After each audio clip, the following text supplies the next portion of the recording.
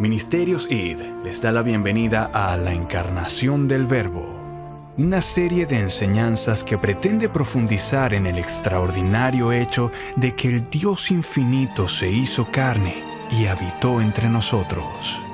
Mi nombre es Gabriel Arjona y en esta oportunidad escucharemos el escrito que lleva por nombre El Nacimiento de Cristo.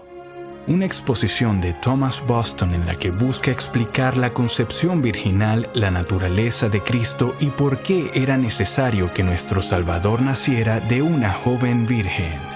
Oremos porque el Señor obre en nuestros corazones a través de su siervo y sin nada más que acotar, escuchemos la reflexión del pastor y teólogo presbiteriano escocés Thomas Boston. Que el Señor los bendiga. Respondiendo el ángel, le dijo: El Espíritu Santo vendrá sobre ti y el poder del Altísimo te cubrirá con su sombra. Por lo cual también el santo ser que nacerá será llamado Hijo de Dios. Lucas 1:35. Jesucristo, el Hijo de Dios, se hizo hombre en un cuerpo verdadero y un alma racional. Fue concebido por el poder del Espíritu Santo en el vientre de la Virgen María y nacido de ella, pero sin pecado. Vengo ahora para mostrar lo que hemos de entender cuando decimos que Cristo fue concebido por el poder del Espíritu Santo en el vientre de la Virgen María. Es este un gran misterio fuera del alcance y la comprensión de una mente finita. La concepción de nuestro bendito Salvador fue milagrosa y sobrenatural, muy por encima de los métodos de la naturaleza. Primero, consideremos la configuración de la naturaleza humana de Cristo en el vientre de la Virgen María. En el texto, el acto es expresado como efecto del poder infinito de Dios. Presenta el modo sobrenatural de formar la humanidad de nuestro bendito Salvador. El Espíritu Santo vendrá sobre ti y el poder del Altísimo te cubrirá con su sombra, Lucas 1:35, y por un acto del poder creativo, configura la humanidad de Cristo y la une con la divinidad. En la configuración de la humanidad de Cristo, hemos de considerar la materia y la manera de hacerlo. La materia de su cuerpo era la propia carne y sangre de la Virgen. De otra manera no hubiera sido el hijo de David, de Abraham y de Adán según la carne. De hecho, Dios pudo haber creado su cuerpo de la nada, del polvo de la tierra, como formó el cuerpo de Adán, nuestro progenitor original. Pero si hubiera sido formado de manera tan extraordinaria, no hubiera descendido de Adán. Aunque hubiera sido hombre como uno de nosotros, no hubiera sido nuestro consanguíneo porque no hubiera tenido una naturaleza derivada de Adán, el Padre que todos tenemos en común. Se requería entonces que para ser semejante a nosotros, no solo tuviera nuestra misma naturaleza humana, sino que descendiera del mismo origen y que éste le fuera transmitido a él. Es así que es de la misma naturaleza que pecó, de manera que lo que hizo y sufrió nos fuera imputado a nosotros. En cambio, si hubiera sido creado como Adán, no hubiera podido ser demandado de una forma legal y judicial. El Espíritu Santo preparó la materia del cuerpo de Cristo de la sustancia de la Virgen, y lo formó de la materia que preparó. Por eso Cristo dice: me preparaste cuerpo. Hebreos 10:5. Y dice el apóstol: Dios envió a su Hijo nacido de mujer. Gálatas 4:4. El Espíritu Santo santificó esa parte de la sustancia de la Virgen, de la cual formó el cuerpo de Cristo, limpiándolo de todo pecado y mancha de impureza, porque aunque el hombre no puede, Dios sí puede producir algo limpio de algo inmundo. Job 14:4. Y darle la capacidad de generar un cuerpo humano que de otra manera no tendría. Aunque Cristo fue concebido por el poder del Espíritu Santo en el vientre de la Virgen, no debemos pensar que fue hecho de la sustancia del Espíritu Santo. cuya esencia no puede ser hecha en absoluto. El Espíritu Santo no lo engendró por alguna comunicación de su esencia, y por consiguiente no es el Padre de Cristo, aunque fue concebido por su poder. El Espíritu Santo no aportó materia alguna a Cristo de su propia sustancia, y en cuanto a su alma, ésta no fue derivada del alma de la Virgen como parte de ella, porque las sustancias espirituales son indivisibles e inseparables. Nada de ella se puede fraccionar, pero fue creada y hecha de la nada por el poder divino, tal como lo son el resto de las almas. Por eso, Dios es llamado el Padre de los Espíritus, Hebreos 12:9, y forma el espíritu del hombre dentro de él, Zacarías 12:1. Segundo, consideremos la santificación de la naturaleza humana de Cristo. Ya hemos dicho que la parte de la carne de la Virgen de la cual fue hecha la naturaleza humana de Cristo fue purificada y refinada de toda corrupción por la sombra del Espíritu Santo, tal como un artesano habilidoso separa la escoria del oro. Por ello, nuestro Salvador es llamado el Santo Ser, Lucas 1:35. Esta santificación de la naturaleza humana de Cristo era necesaria. Primero, a fin de adecuarla para la unión personal con el Verbo, quien por su amor infinito se humilló a sí mismo haciéndose carne y a la vez, por su pureza infinita, no podía contaminarse a sí mismo llegando a ser carne de pecado.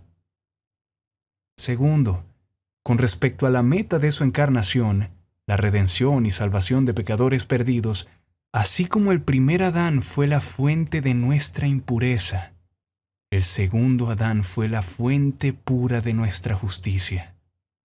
Dios, enviando a su Hijo en semejanza de carne de pecado, y a causa del pecado, condenó al pecado en la carne. Romanos 8:3. Lo cual no hubiera podido condenar si hubiera sido enviado en carne de pecado. El Padre, al que no conoció pecado, por nosotros lo hizo pecado, para que nosotros fuésemos hechos justicia de Dios en él. Segunda de Corintios 5:21. Lo cual nunca nos hubiera podido hacer si él hubiera estado manchado por algún pecado. Si él mismo necesitara redención, nunca la hubiera podido comprar para nosotros. Tercero, consideremos la unión personal de la humanidad con la deidad.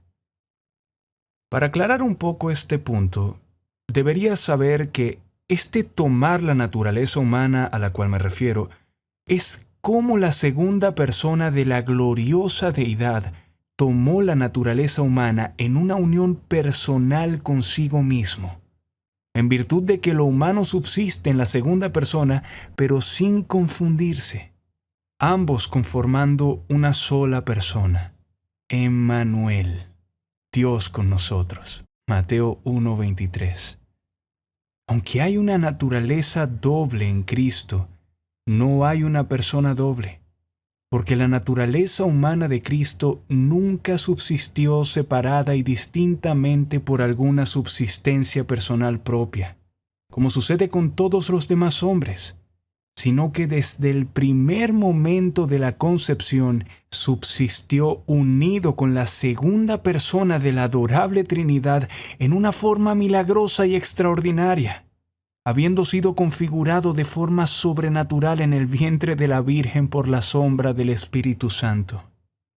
Cristo tomó un alma completa y perfecta y un cuerpo con todas y cada una de las facultades y los miembros correspondientes. Y esto era necesario para poder sanar toda la enfermedad y lepra del pecado que se había apoderado e infectado cada uno de los miembros y facultades del hombre. Cristo asumió todo para santificar todo. Diseñó una cura perfecta por medio de santificarnos totalmente en alma, cuerpo y espíritu. Todo lo hizo con ese fin. La naturaleza humana está tan unida a la divina que cada una sigue manteniendo distintamente sus propiedades esenciales. Y esta distinción no se pierde, ni puede perderse por esa unión. De hecho, la humanidad cambió por una comunicación de dones excelentes de la naturaleza divina, pero no por eso asume una igualdad con ella, porque es imposible que una criatura pase a ser igual al Creador. Él tomó la forma de un siervo, pero no perdió la forma de Dios. Se despojó a sí mismo de las perfecciones de la deidad cuando se hizo humano. La gloria de su divinidad no se extinguió ni disminuyó, aunque se eclipsó y oscureció bajo el velo de nuestra humanidad, pero no cambió por el hecho de estar escondida, así como un cuerpo en el sol pierde su iluminación cuando se interpone una nube. Y esta unión de las dos naturalezas en Cristo es una unión inseparable, de manera que desde aquel primer momento nunca hubo ni habrá por toda la eternidad una separación entre ellas. Procedo ahora a mostrar por qué Cristo nació de una virgen. Que Cristo nacería de una virgen fue profetizado y anunciado muchos siglos antes de su encarnación, como en Isaías 7:14. He aquí que la Virgen concebirá y dará a luz un hijo, y llamará su nombre Emmanuel. Que la madre de Jesús era la Virgen mencionada por el profeta Isaías se hace evidente por el testimonio de los evangelistas, particularmente Mateo 1:18, etc. No convenía que naciera de una madre y un padre de manera normal, porque si así hubiera sido, habría sido un hijo natural de Adán, bajo el pacto de obras y heredero del pecado de Adán, como nacen otros en virtud de la bendición del matrimonio. Un nacimiento así hubiera significado nacer contaminado y corrupto. ¿Quién hará limpio lo inmundo? Job 14:4. El Redentor del mundo juzgó necesario nacer así para que su nacimiento no incluyera la mancha de la naturaleza del hombre por su generación. Si aún la mancha más pequeña de nuestra corrupción lo hubiera manchado, habría sido incapaz de ser un redentor. El que necesita ser redimido jamás puede redimir a otros. Por su omnipotencia, Dios podría haber santificado perfectamente a un padre y a una madre terrenales y limpiarlos de todo pecado original de forma que la naturaleza humana se hubiera transmitido a él de manera inmaculada, tal como el Espíritu Santo limpió esa parte de la Virgen de la cual fue hecho el cuerpo de Cristo. No obstante, no convenía que esa persona, quien es Dios sobre todas las cosas, bendito por los siglos, Romanos 9:5, al igual que hombre al asumir nuestra naturaleza, hubiera sido concebido igual que nosotros, pero a la vez diferente y en alguna medida conformado con la dignidad infinita de su persona. Esto no habría sido posible si una persona sobrenatural y divina no se hubiera involucrado como un principio activo en ella. Además, semejante nacimiento no hubiera coincidido con la primera promesa que lo llama la simiente suya, refiriéndose a la mujer, no del hombre. Solo se presenta a la simiente de la mujer en oposición a la simiente de la serpiente. Al nacer de una virgen, aseguró eficazmente la santidad de la naturaleza de Cristo. Esto lo eximió de la mancha y contaminación del pecado de Adán, de la cual se libró completamente al no recibir aquella naturaleza como todos los demás lo hacen, por una procreación humana normal, por medio de la cual se propaga el pecado original. En cambio, este ser, producido de una manera extraordinaria, era absolutamente puro y santo. Cristo fue una persona extraordinaria y otro Adán. Por lo tanto, fue necesario que fuera producido de una nueva manera. Al principio Adán no fue producido por hombre ni por mujer. Eva fue producida del hombre sin una mujer, y el resto de la humanidad es engendrado por un hombre y una mujer. La cuarta manera subsistió, a saber, de una mujer sin un hombre. Y así nació Cristo. Y la sabiduría de Dios se hace evidente en el hecho de que nació de una virgen desposada, porque de este modo se evitaba la acusación de la ilegitimidad. Él tenía a José para cuidarlo en su infancia. El buen nombre y vida de su madre se preservó de los judíos maliciosos, y nuestra fe se confirmó aún más por el testimonio de José acerca de María. Por todo esto, podemos estar totalmente satisfechos de que Cristo tenía un cuerpo verdaderamente humano. No fue hecho a semejanza de carne de pecado. No era que su cuerpo pareciera ser de carne, sino que realmente lo era. Lucas 24:39, Hebreos 2:14. Que Él tenía un alma racional, la cual es un espíritu creado, y que la naturaleza divina no le fue en lugar de un alma para Él. Cuando murió, encomendó su espíritu a Dios, Lucas 23:46, y estando la naturaleza humana unida con la divina, aunque se dieron grandes dones de santidad, sabiduría, etc., en la naturaleza humana de Cristo aún no eran infinitos, Lucas 2:52. El cuerpo de Cristo no estaba compuesto de ninguna sustancia enviada desde el cielo, sino de la sustancia de la Virgen. Gálatas 4:4. Era la simiente de la mujer, Génesis 3:15, y fruto del vientre de María, Lucas 1:42. De otra manera, no hubiera sido nuestro hermano. El Espíritu Santo no puede ser llamado Padre de Cristo. La naturaleza humana de Cristo no fue formada de la sustancia del Espíritu, sino de la Virgen por el poder del Espíritu. El nacimiento de Cristo no fue a su manera extraordinario. Jesús nació en el tiempo normal de los demás humanos, Lucas capítulo 2, versículos 22 y 23. No obstante, nació sin pecado, siendo el santo ser. De no ser así, no hubiera podido ser nuestro Redentor. Hebreos 7, versículo 26. Tampoco pudo haber pecado, ya que la naturaleza humana fue puesta más allá de esa capacidad por su unión con la divinidad. Y todo lo que Cristo hizo o pudo hacer fue la acción de esa persona que era Dios, y por lo tanto estaba libre de pecado. Concluyo todo con algunas inferencias. Jesucristo es el Mesías verdadero.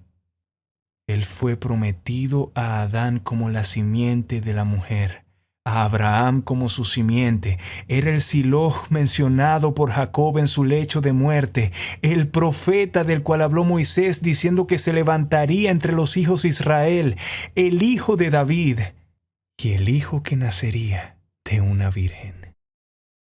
He aquí el maravilloso amor de Dios el Padre.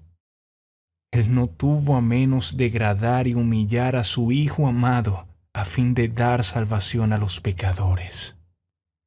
¿No es impresionante que enviara a su Hijo unigénito para asumir nuestra naturaleza y cargar con la terrible ira y el castigo que merecíamos? Contemplemos aquí el amor maravilloso y la condescendencia admirable del Hijo.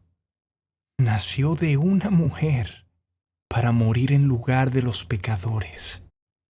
¿Hasta qué punto se rebajó y humilló a sí mismo al asumir la naturaleza con todas las debilidades, pero sin pecado? Al sujetarse a su propia ley, al exponerse a toda clase de injurias de hombres malvados, a las tentaciones de Satanás y, por último, sufrir una muerte vergonzosa e ignominiosa. ¡Qué amor tan grande por los pecadores y qué condescendencia sin paralelos tenemos aquí. Contemplemos aquí la cura de nuestro ser concebido en pecado y nacido en iniquidad. Cristo nació de una mujer por nosotros y por nosotros nació sin pecado para que la santidad de su naturaleza nos fuera imputada como parte de esa justicia que era la condición de nuestra justificación delante de Dios. En Él hay una justificación completa de nuestra culpa y una fuente sagrada para limpiarnos de nuestra contaminación espiritual. Cristo se conmueve sensiblemente con todas las debilidades de nuestra frágil naturaleza. Por esta razón tiene piedad y compasión por su pueblo bajo todas sus presiones y cargas. De allí que el apóstol dice, por lo cual debía ser en todo semejante a sus hermanos, para venir a ser misericordioso y fiel sumo sacerdote en lo que a Dios se refiere, para expiar los pecados del pueblo. Pues en cuanto Él mismo padeció siendo tentado, es poderoso para socorrer a los que son tentados. Hebreos capítulo 2, versículos 17 y 18. Cuán reconfortante es para los creyentes considerar que aquel que es el gran sumo sacerdote en el cielo está revestido de la naturaleza de ellos, para tener la capacidad y cualidad de identificarse y compadecerse de ellos en todos sus problemas y sufrimientos.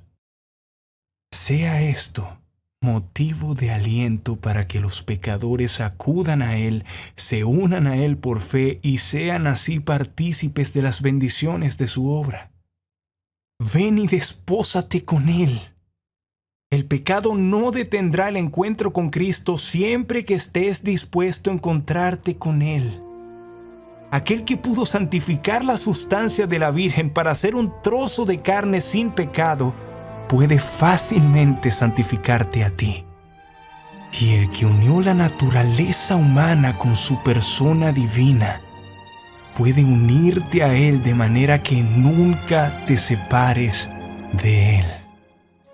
Si ha sido de bendición para usted este tiempo, damos las gracias al Señor por ello y nos encantaría que nos lo hiciera saber a través de los comentarios.